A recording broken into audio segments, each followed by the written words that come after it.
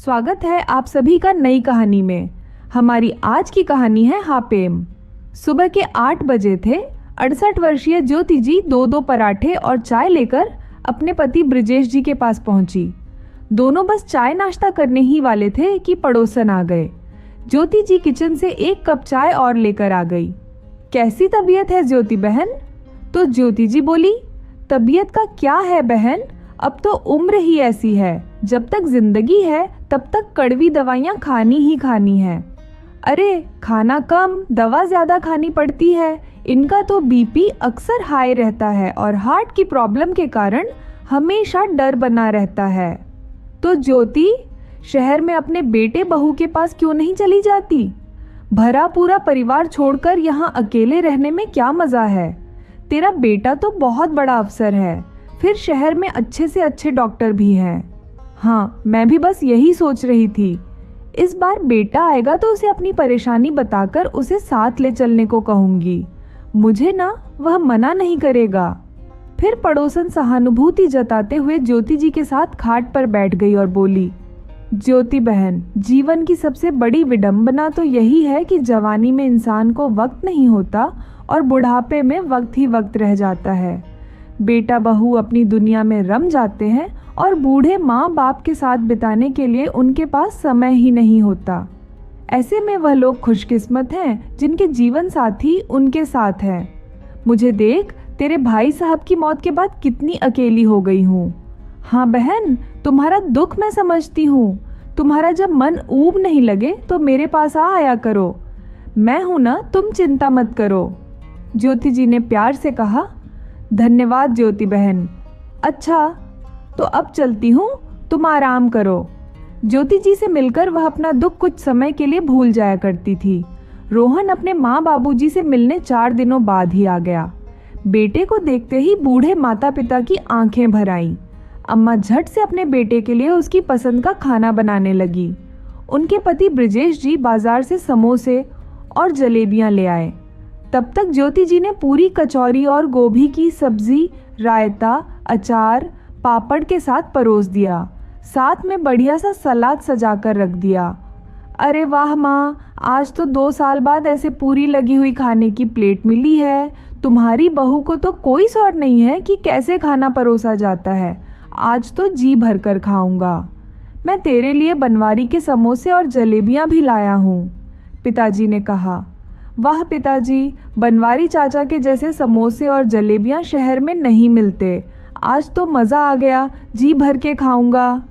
तभी अचानक ब्रिजेश जी को पता नहीं क्या हुआ, वह हाँफने लगे और पूरे शरीर ने पसीना छोड़ दिया। वह चक्कर खाकर गिरने ही वाले थे कि अम्मा ने संभाल कर कुर्सी पर बिठाया। क्या बताऊं बेटा, कभी कभी बीपी अचानक बहुत बढ़ जाता है। माँ, पिताजी, आपने यह पहले क्यों नहीं बताया? चलिए आप दोनों मेरे साथ शहर चलिए, वहाँ किसी अच्छे डॉक्टर को दिखाते हैं। दोनों को जैसे मन की मुराद मिल गई। दूसरे ही दिन गांव वालों को अलविदा कहते हुए ज्योति जी बड़े शौक से अपने बेटे के साथ शहर चली आई।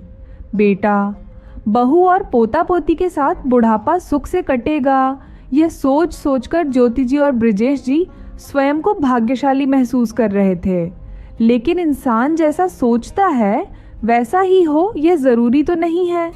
उन्हें देखते ही उनकी बहू ईशिता का तो मुंह ही उतर गया। बड़े ही अनमने ढंग से उसने उनके पांव छुए। पोता पोती से मिलने का जोश भी वहीं खत्म हो गया। दोनों पोते ने आकर नमस्ते की औपचारिकता पूरी की और बिना कोई बात किए तुरंत खिसक गए। ज्योति जी ने सुना बहू काम वाली बाई से कह रही थी, पीछे वाले छोटे कमरे से सारा कबाड़ का सामान बाहर निकाल दो और साफ सफाई करके माँ बाबूजी के लिए पलंग बिछा दो। वह कमरा बाथरूम के पास में ही है तो उन लोगों को तकलीफ नहीं होगी। थोड़ी देर में बहू चाय के साथ 4 बिस्कुट टेबल पर रखकर बिना कुछ बोले वापस किचन में चली गई। एक बार यह भी नहीं कहा कि लीजिए अम्मा जी, लीजिए बाबूजी, कुछ खा लीजिए। दोनों ने एक दूसरे का मुंह देखा और चुपचाप एक एक बिस्कुट उठाकर खा लिया। रात को खाना भी बहू ऐसे ही चुपचाप लाकर उल्टे पांव लौट गई। रोटियां तो ऐसी चिड़ी की कैंची से काटनी पड़े, दांतों से तो कट ही नहीं रही थी। सब्जी में आलू अलग, पानी अलग, जैसे पानी में मसाला डालकर उबले आलू उसी में काट दिए हो। ना साथ में सलाद ना अचार। ज्योति जी ने अपने पति का मुंह देखा तो समझ गई कि वह ऐसे खाना नहीं खाएंगे। तुरंत उन्होंने बैग में से अचार की शीशी निकाली और एक अचार प्लेट पर रख दिया। किसी तरह दोनों ने खाना खा लिया। दोनों थके थे सो लेटते ही नींद आ गई। अगली सुबह 6 बजे ज्योति जी उठ गई। तब बेटा बहू सो ही रहे थे। ज्योति जी स्वयं किचन में गई और चाय के साथ थोड़े बिस्कुट लेकर अपने कमरे में अपने पति के साथ बैठकर चाय पीने लगी। सुबह के 9 बज गए पर बहू नहीं उठी। अरे, लगता है बहू की तबीयत ठीक नहीं है। बेटे को 10 बजे ऑफिस जाना है। मैं जाकर उसके लिए कुछ टिफिन बना देती हूँ। हाँ, अब हम दोनों खाली बैठे बैठे कर ही क्या रहे हैं। लाओ, मैं सब्जियां काट देता हूँ। गांव में भी तुम्हारी सहायता कर देता था। आधे घंटे में ज्योति जी ने स्वादिष्ट सब्जी पराठे बनाकर एक टिफिन पैक कर दिया। रोहन सीधे तैयार होकर कमरे से निकला। बहू अभी भी सोई पड़ी थी। अरे बेटा, टिफिन तो ले जा। लगता है आज बहू की तबीयत खराब है, इसलिए मैंने तेरे लिए सब्जी पराठे बना दिए। नहीं माँ, उसकी तबीयत ठीक है। दरअसल मैं कैंटीन में खा लेता हूँ और बच्चे भी स्कूल की कैंटीन में खा लेते हैं। सुबह सुबह स्वाति को जगाना किसी डायंस को सोते से जगाने के बराबर है। मजाक उड़ाता हुआ रोहन बोला और जल्दी से टिफिन लेकर चला गया। ज्योति जी ने दोनों पोतों का भी टिफिन लगा दिया, पर उन्होंने मना कर दिया। उन्हें कैंटीन में ताज़ा नाश्ता मिलता था तो वे ठंडे पराठे सब्जी क्यों खाने लगे। बहू उठी सुबह 11 बजे तो देखा बढ़िया सब्जी पराठे बने रखे हैं। चुपचाप खाना खाकर वह भी तैयार होकर कहीं जाने लगी। अरे बहू, कहीं जा रही हो? माँ जी, आप तो गांव की रहने वाली हैं, जानती नहीं कि पीछे से किसी को टोकने से बनता काम बिगड़ जाता है। बहू के कटाक्ष से ज्योति जी सिहर उठी। आज मैं अपने माता पिता के साथ अपने भाई के लिए लड़की देखने जा रही हूँ। काम वाली आएगी तो झाड़ू पोछा सब कर देगी। आपको जो बनाना खाना हो बना लीजिएगा, पर जरा किफायत से तेल खर्च कीजिए। शहर में कमाई अधिक है तो महंगाई भी बहुत है। आप सब्जी में जितना तेल डालती हैं, इतने में तो मैं 1 सप्ताह का खाना पका लूं। ताना मारकर बहू वहां से चली गई। यह तो शुरुआत थी। उसके बाद तो सुबह से रात तक के खाने की जिम्मेदारी ज्योति जी पर आ पड़ी। बहू कोई ना कोई बहाना बनाकर कभी कहीं चली जाती तो कभी कहीं, और रात 8 बजे रोहन के आने से पहले ही वापस घर आती थी ताकि ज्योति जी खाना वगैरह बना चुकी हो। रविवार वार को रोहन की छुट्टी थी तो उसने सोचा कि आज पिताजी का फुल मेडिकल चेकअप करा ले। पिताजी, आज मेरी छुट्टी है, चलिए आपका फुल चेकअप कराते हैं। क्यों, क्या हुआ है पिताजी को? भले चंगे तो हैं। डब्बू और गोलू के कॉलेज की फीस जमा करनी है और उनका स्कूल टूर पर बच्चों को राजस्थान लेकर जा रहा है। उसके भी 1000 एक्स्ट्रा देने हैं। याद है ना आपको टूर पर जाने की? क्या ज़रूरत है वहाँ जाने की? दोनों हिस्ट्री के स्टूडेंट्स हैं। वहाँ हमारे राजपूत राजाओं के किले देखेंगे, उनका इतिहास पढ़े। अच्छा ठीक है, पर मैं माँ बाबूजी की सेहत से कोई समझौता नहीं कर सकता। देखो, तुम्हारे पास कुछ जोड़े हुए पैसे हो तो दे दो। तुम तो जानती हो मैं अपने पास पैसे नहीं रखता। पूरी तनख्वाह तुम्हें दे देता हूँ, सिर्फ ज़रूरत भर का रखता हूँ। आपको क्या लगता है गृहस्थी चलाना इतना आसान है? अरे, मैं कैसे आपकी सीमित कमाई में सारे काम संभालती हूँ मैं ही जानती हूँ। और अब तो राशन का खर्च भी बढ़ गया है। जो आटा महीना भर चलता था वह 15 दिन में ख़त्म हो जाता है। और तेल तो मांझी ऐसे डालती हैं जैसे फ्री में मिलता हो। मेरे पास पैसे नहीं हैं। अरे फिर मैं क्या करूं? कैसे बाबूजी का इलाज कराऊं? क्या उन्हें ऐसे ही छोड़ दूं? सरकारी अस्पताल में दिखा लाओ।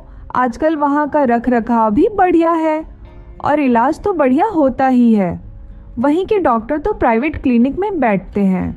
वहाँ पर तो सिर्फ 10 रुपये में पर्ची बनती है और सारे टेस्ट भी 10 गुना कम कीमत पर हो जाते हैं। हाँ, ये तो तुमने ठीक कहा। चलिए बाबूजी, आपको यहाँ के सबसे अच्छे सरकारी अस्पताल में दिखा कर लाता हूँ। शाम को जब बेटा और पति डॉक्टर के पास से लौटे तो दोनों की हालत खराब थी। हॉस्पिटल में इतनी भीड़ थी कि हर टेस्ट कराने में 2 घंटे का समय लगा। टेस्ट रिपोर्ट अगले दिन मिलनी थी। चूंकि रोहन की छुट्टी नहीं थी, सो दोनों पति पत्नी रिपोर्ट लेकर डॉक्टर को दिखाने गए। डॉक्टर ने कुछ दवाइयाँ लिख दी और कहा कि समय समय पर चेकअप कराते रहिए। आपके हार्ट में जो पेसमेकर लगा है उसकी रेगुलर जांच जरूरी है। दोनों पति पत्नी एक दूसरे का मुंह देखने लगे। इतनी भीड़ में कैसे दोबारा यहाँ आने की हिम्मत होगी। ज्योति जी घर पहुंची तो पता चला कि बेटा, बहू और उनके बच्चे खाने के लिए होटल गए हैं। किचन में खाने के लिए कुछ भी नहीं था। किसी को परवाह नहीं थी कि थके माता पिता आएंगे तो क्या खाएंगे। ज्योति जी ने बहुत थका होने पर भी अपने और ब्रजेश जी के लिए खिचड़ी बना दी। अभी तो उनकी परेशानी शुरू हुई थी। बहू आए दिन उन पर खर्च बढ़ाने और दवा दारू के खर्च बढ़ा देने का रोना रोती। बेचारे पति पत्नी दिन रात घर के सारे काम करते। बहू ने तो झाड़ू पोछे वाले को भी निकाल दिया। ज्योति जी बेचारी अकेली सारा काम करती। किसी को उन पर तरस नहीं आता। बेटा भी अपनी पत्नी के आगे चुप ही रहता और देखकर भी उन्हें अनदेखा कर देता। बेचारे ब्रजेश जी अपनी पत्नी को ऐसे तड़पते हुए नहीं देख पाते थे तो खुद ही सुबह शाम झाड़ू लगा देते और कभी कभी पोछा भी लगा देते या बर्तन मांज देते। एक दिन सुबह 11 बजे के आसपास ब्रजेश जी के सीने में दर्द होने लगा तो ज्योति जी बहू के कमरे में गई। बहू कहीं जाने के लिए सज धज कर तैयार खड़ी थी। बहू, तुम्हारे ससुर जी के दिल में बहुत तेज दर्द उठा है, जल्दी से कोई रिक्शा बुलाओ, अस्पताल जाना है। महीने का आखिरी दिन चल रहा है, कहाँ से इतने पैसे लाऊं? जाइए, आपको डॉक्टर ने जो दवाई दी है उनमें दर्द की दवा होगी, वही खिला दीजिए। पर वो दवाई तो मैंने दे दी है। मैं तुम्हारे हाथ जोड़ती हूँ बहू, इतनी निर्दय ना बनो। थोड़े पैसे दे दो, मैं खुद उन्हें ले जाऊंगी। हे राम, मैं निर्दय बन रही हूँ।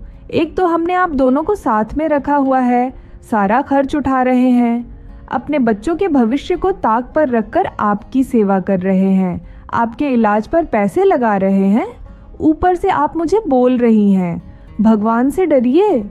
माँ जी, ऊपर वाला जानता है कि मैं कैसे इतनी कम कमाई में घर चलाती हूँ। आप तो भर भर के दूध, दही, घी पी रही हैं और अपने हार्ट के मरीज पति को भी पिला रही हैं। अरे, जब हजम नहीं हो रहा हो तो क्यों पिताजी को इतना तेल घी पिला रही थी? आप जानती हैं कि वह हार्ट के मरीज हैं, उन्हें ज्यादा चिकना मना है, फिर भी आप भर भर के तेल सब्जी में डालती हैं, दाल में ढेर सारा घी डालती है। जब आपको अपने पति की जान की परवाह नहीं तो मुझे क्या? बहू ने अचानक उन्हें ही कटघरे में खड़ा कर दिया। उनके पति को अगर कुछ हुआ तो इसकी जिम्मेदार वह स्वयं होंगी, क्योंकि एक हार्ट के मरीज को दूध, दही, घी, मक्खन, तेल तो वही परोसा करती है। यह सुनकर तो ज्योति जी का दिमाग ही सुन्न पड़ गया। कुछ देर के लिए पूरा कमरा गोल गोल उनकी आंखों के सामने घूम गया और वह गिर पड़ी। होश आया तो सिर से खून बह रहा था। बहू वहां से जा चुकी थी। लुढ़क कर अपने कमरे में गई तो पाया कि उनके पति दम तोड़ चुके थे। ज्योति जी तो रो रो के पागल सी हो गई। शाम को बेटा आया तो खून से सनी माँ को बाप की छाती पर रोते पाया। माँ, ये क्या हो गया? हे भगवान, स्वाति कहाँ है? वह पूरे घर में घूम आया पर ईशिता का कहीं पता न था। तभी बाहर से स्वाति घर में आई। तुम कहाँ थी? सारा दिन पिताजी के साथ हादसा हो गया और तुम्हें घूमने से फुर्सत नहीं है। मुझे क्या पता था कि उनकी तबीयत खराब है। मैं तो सुबह ही माँ के घर चली गई थी, उनकी तबीयत बहुत खराब थी। अरे, मैं तो माँ जी से कहती थी कि पिताजी को हार्ट की प्रॉब्लम है, खाने में घी, तेल वगैरह कम प्रयोग किया करें, पर वह मेरी सुनती कहाँ है। हे भगवान, यह क्या हो गया? ऐसा कहकर वह घड़ियाली आंसू गिराने लगी। ब्रजेश जी के जाने के बाद तो ज्योति जी का जीवन नरक हो गया। दिन रात बहू ताने मारने लगी। अरे, अपने पति को तो आप खा गई, अब क्या मेरे पति और बच्चों को भी खा जाना चाहती है? आज से आप खाना नहीं बनाएंगी। इतना तेल मसाला खाने से हमारी सेहत बिगड़ जाएगी। आज से जो मैं बनाऊंगी वही खाना पड़ेगा। आप घर में झाड़ू पोछा और बर्तन धोने का काम कीजिए, क्योंकि आपके आने से खर्च इतना बढ़ गया है कि मैं नौकरानी अफोर्ड नहीं कर सकती। बेचारी दिन रात काम करती और बदले में उन्हें सूखी सूखी 2 रोटियां दाल या सब्जी के साथ दे दी जाती। दाल क्या होती, बस पानी ही पानी होता था। किसी तरह रोते रोते गले से नीचे उतार लेती। कभी कभी बाहर से समोसे जलेबियां की सुगंध आती थी, पर जैसे ही ज्योति जी कमरे से बाहर आती, पोते और बहू सब कुछ छुपा देते। बेचारी मन मारकर वापस अपने कमरे में आ जाती। अक्सर बहू अपने पति से भी कहती थी कि अम्मा जी के लिए यही ठीक होगा कि उन्हें किसी वृद्धाश्रम में भर्ती करा दें। एक दिन की बात है, ज्योति जी को बहुत भूख लगी थी और बहू ने कुछ भी नहीं पकाया था। तभी वह उठी और किचन में जाकर कुछ ढूंढने लगी। जब कुछ नहीं मिला तो गैस जलाकर खाना पकाने लगी। उसी समय बहू आई और धीरे से उनके पीछे से उनका पल्लू पकड़कर गैस की लौ पर रख दिया। जब धुआं उठने लगा तो वह चीखने लगी, अरे अरे माँ जी, ये क्या किया आपने? मेरे किचन में आग लगा दी। अरे आपको कुछ हो गया तो दुनिया तो मुझे ही कहेगी। जरा सा सब्र नहीं हुआ आपसे? मैं क्या भूखा मार रही हूँ आपको? ज्योति जी साड़ी का पल्लू छिटक लगी और बहू ने तुरंत पानी भरकर उन पर फेंका। आग बुझ गई। शाम को बहू ने रो रो कर पति को यह बात कही। अरे मैं कुछ भी करूं, पर माँ जी का तो मन ही नहीं भरता। मैं तो उन्हें 3 समय खाना खाने को दे देती हूँ, फिर भी चटर पटर बनाने के लिए किचन में घुस जाती है। आज तो मैं समय पर पहुँच गई, वरना तुम अपनी माँ की मौत का इल्ज़ाम भी मुझे ही देते। सही कहती हो, पर क्या कर सकते हैं? उनका हमारे सिवाय कोई सहारा भी तो नहीं है। अरे मैं तो कब से कह रही हूँ कि उन्हें वृद्धाश्रम में भर्ती कर दो। वहाँ तो पका पकाया खाना मिलेगा, किचन में जा ही नहीं सकेंगी, जो मन मर्जी करें। फिर वृद्धाश्रम का हर महीने खर्च भी तो हम ही देंगे। देखो आजकल हर शहर में बहुत ही सुविधाजनक वृद्धाश्रम सरकार स्वयं बनवा रही है। उनका किराया भी कम होता है और हम उम्र लोगों के साथ रहने से बुजुर्गों का मन भी लगा रहता है। मैंने तो एक बढ़िया वृद्धाश्रम देख भी लिया है। बहू पूरी तैयारी कर चुकी थी और अगले ही दिन ज्योति जी को उनका बेटा वृद्धाश्रम छोड़ आया। कुछ दिन तो ज्योति जी बड़ी उदास रही, पर फिर उन्होंने देखा कि वहाँ की वृद्ध महिलाएं किसी पर आश्रित नहीं हैं, बल्कि वो दोनों मोमबत्तियाँ, अगरबत्ती या अचार पापड़ आदि बनाकर अपने लिए कुछ न कुछ कमाई भी कर रही हैं। वहाँ हस्तकला को बहुत महत्व देते थे। ज्योति जी को बहुत सुंदर कढ़ाई सिलाई करनी आती थी, तो उन्होंने अपना मन इन कामों में लगा लिया। शहर में लगने वाले हस्त मेला कार्यक्रम में उनके डिजाइन किए गए कपड़े खूब बिके। वृद्धाश्रम चलाने वाली समिति के अध्यक्ष ने उनकी बहुत प्रशंसा की। माताजी, आप अपने हुनर को यूं बर्बाद मत कीजिए। अगर आप कहें तो हम कुछ अनाथ बच्चियों को आपके पास यह विद्या सिखाने के लिए भेज दिया करें। इससे उनको भी रोजगार मिल जाएगा और आपकी भी कमाई होगी। आपके बनाए कपड़ों को हम मार्केट में बेचेंगे और उससे जो प्रॉफिट होगा उसमें आपका और उन बच्चियों का बराबर हिस्सा रहेगा। जी सर, ज़रूर। मुझे बच्चियों को यह कला सिखाने में बहुत खुशी होगी। मैं कल से ही यह काम शुरू कर दूंगी। अगले ही दिन से अनाथ आश्रम से कई लड़कियां ज्योति जी से सिलाई कढ़ाई सीखने आने लगी। अब तो बिमला जी का अकेलापन एकदम गायब हो गया। हमेशा उदास, बीमार और निराश रहने वाली ज्योति जी के अंदर एक नया उत्साह भर गया। बच्चियां उन्हें बहुत प्रेम करती थीं। उन अनाथ बच्चियों को भी माँ का प्यार नहीं मिला था और ज्योति जी उनका माँ की तरह ख्याल रखती थी। वृद्धाश्रम की अन्य महिलाओं को भी उन बच्चियों के आने से बहुत खुशी मिलती थी। लगता ही नहीं था कि यहाँ परिवार से ठुकराए लोग रहते हैं, बल्कि यह तो एक अलग ही परिवार बन चुका था, जहाँ सभी एक दूसरे का ख्याल रखते थे और मिलजुल कर हंसी खुशी रहते थे। ज्योति जी सोचती, ऐसे सगे रिश्तेदारों से तो यह गैरों के रिश्ते भले, जो एक दूसरे का दुख तो समझते हैं। अब ज्योति जी कुछ बच्चियों के साथ मार्केट भी जाया करती और अपनी मर्जी के कढ़ाई के सामान और सितारे वगैरह खरीदा करती थी। एक बार वह बाजार से सामान खरीद रही थी, तभी उन्हें वहां पर एक भिखारिन दिखाई दी। वह भिखारिन को जानी पहचानी सी लगी। मेम साहब, 2 दिन से भूखी हूँ, कुछ खाने को दे दो। मेरे बेटे बहू ने मुझे घर से निकाल दिया है। ना रहने को ठिकाना है, ना खाने को खाना है। यह कहकर वह बुढ़िया जोर जोर से रोने लगी। उसे देखकर ज्योति जी को अपना अतीत याद आ गया। उन्हें लगा जैसे वह खुद अपने सामने खड़ी है और भीख मांग रही है। उनकी आंखें भर आईं। बहन, दुनिया में सभी को अपने लिए खुद ही स्टैंड लेना पड़ता है। तुम मेरे साथ मेरे आश्रम चलो, वहां पर तुम्हें कोई कष्ट नहीं होगा। पर मेरे पति बहुत बीमार हैं, उनके इलाज के लिए मुझे पैसे चाहिए। मैं उन्हें इस उम्र में कैसे अकेला छोड़ दूं? यह सुनकर तो ज्योति जी की आंखों के सामने दर्द से तड़पते ब्रजेश जी का लाल पड़ा चेहरा घूम गया। उफ, कैसे छटपटा रहे थे वह, पर बहू को उन पर तरस नहीं आया। ज्योति जी तड़प उठी। चलिए, आपके पति कहाँ हैं? हमें उनके पास ले चलिए, हम अभी उन्हें अस्पताल लेकर चलते हैं। वह महिला उन्हें लेकर सड़क के किनारे बने फुटपाथ पर पहुंची, जहां एक बुजुर्ग खस्ता हाल पड़ा था और कराह रहा था। ज्योति जी ने ऑटो रुकवाया और बच्चियों को आश्रम जाने के लिए कहकर खुद उस महिला और उसके पति को लेकर अस्पताल चल पड़ी। रास्ते में वह यही सोचती रही कि इस महिला को कहाँ देखा है। बहन जी, क्या आपका नाम रेखा है और यह आपके पति रुद्र सिंह है? हाँ हाँ बहन, तुम हमें कैसे जानती हो? लगता है आपने मुझे पहचाना नहीं, मैं ईशिता की सास हूँ। क्या आप ज्योति जी हैं? आप वृद्धाश्रम में रहती हैं। हाँ बहन, मैं ज्योति ही हूँ और घर में मन नहीं लगता था तो वृद्धाश्रम में आ गई। यहाँ पर अपनी उम्र की महिलाओं के साथ अच्छा समय बीतता है। मैं अनाथ बच्चियों को सिलाई कढ़ाई सिखाती हूँ, इससे कमाई भी हो जाती है। बहन, मैं जानती हूँ कि तुम झूठ बोल रही हो। अरे, किस औरत का मन करेगा कि अपना भरा पूरा परिवार छोड़कर वृद्धाश्रम में रहे? जरूर ईशिता ने ही तुम्हें मजबूर किया होगा। उसकी तरफ से मैं माफी मांगती हूँ, ऐसी औलाद को मैंने जन्म दिया। इसी का फल तो मुझे मिल रहा है कि बेटे बहू ने घर से ही निकाल दिया। हे भगवान, तुमने मुझे सही सजा दी है। ईशिता जब मेरे पास आकर अपनी सास का रोना रोती तो मुझे लगता कि सास ही मेरी भोली भाली बेटी को सताती है और मैं उसे सास से पीछा छुड़ाने के उपाय बताया करती थी। मेरी बहू छुपकर मेरी बातें सुनती थी और उसने मेरे ही अस्त्रों का मुंह पर ही प्रयोग करके मुझे ही घर से निकाल दिया।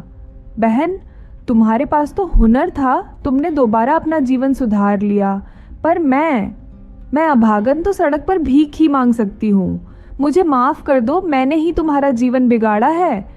यह कहकर वह रोने लगी, पर ज्योति जी ने उन्हें ढाढ़स बंधाया। अस्पताल पहुंचकर रुद्र जी को एडमिट करा दिया और इलाज के पैसे जमा करके बेटे बहू को फोन मिलाया। बहू रोते हुए अस्पताल पहुंची। माँ, पिताजी, यह क्या हो गया? आपका यह हाल क्या? भैया, भाभी ने मैं उन्हें सजा दिलवाऊंगी, उन्हें जेल भिजवाऊंगी। तब तो तुझे भी जेल जाना चाहिए, उसकी माँ ने कहा। माँ, यह क्या कहती हो? और नहीं तो क्या, तूने भी तो मेरी सास को बहुत सताया है, मुझे सास से परेशान होने की बातें बताई थी, पर आज समझ में आया कि तूने ही अपनी सास को घर से निकाल दिया। तेरे पाप ही हैं, जिसका फल मुझे और तेरे पिता को भुगतना पड़ रहा है। तेरी भाभी ने तुझसे ही तो सीखा है, अगर उसे जेल भेजना है तो तुझे भी जेल जाना चाहिए। आज अगर तेरी सास हमारी मदद न करती तो हम दोनों का पता नहीं क्या होता। यह मत भूल, तेरे भी 2 बेटे हैं, कल को वह भी तेरे साथ ऐसा करेंगे। यह सुनकर बहू अचानक ज्योति जी के पैरों पर गिरकर रोने लगी। माँ जी, मुझे माफ कर दीजिए, मेरी वजह से बाबूजी की जान चली गई और आपको वृद्धाश्रम जाना पड़ा। प्लीज मेरे साथ चलिए, अब मैं आपको शिकायत का कोई मौका नहीं दूंगी। उठ जा बहू, मैंने तुझे माफ कर दिया, और वैसे भी अगर तू मुझे वृद्धाश्रम ना भेजती तो मैं कभी अपने पैरों पर खड़ी ना हो पाती, हमेशा आश्रित ही रह जाती। जीवन में पहली बार अपनी कमाई के पैसे अपने हाथ में पाकर मुझे कितनी खुशी हुई, मैं बता नहीं सकती। इतना सुख तो तब भी नहीं मिला जब तेरे ससुर पूरी कमाई लाकर मेरे हाथों में रख देते और कहते कि यह लो गृह लक्ष्मी, संभालो मेरा घर और यह लक्ष्मी। हंसकर ज्योति जी ने कहा। इतने में रोहन और दोनों पोते भी आ गए। पोतों ने दादी के पैर छुए और रोहन तो माँ के गले लगकर खूब रोया। वह तो ज्योति जी को अपने साथ ले जाना चाहते थे, पर ज्योति जी अब अपना घर छोड़कर कहीं नहीं जाना चाहती थी। अब वृद्धाश्रम उनका घर था, वहाँ के लोग उनका परिवार थे। उस दिन के बाद बेटा, बहू और पोते पोतियां अक्सर उनसे मिलने आ जाया करते थे। बुजुर्ग परिवार पर बोझ नहीं होते, वह तो परिवार को एक होकर रहना सिखाते हैं। सुख दुख में कैसे एक दूसरे का साथ निभाया जाता है। तो दोस्तों, इस कहानी को लेकर आपकी क्या राय है? कमेंट बॉक्स में ज़रूर बताएं और अगर कहानी अच्छी लगी हो तो प्लीज़ इसे लाइक करें, शेयर करें और चैनल को सब्सक्राइब ज़रूर करें। मिलते हैं किसी नई कहानी के साथ अगली वीडियो में। धन्यवाद।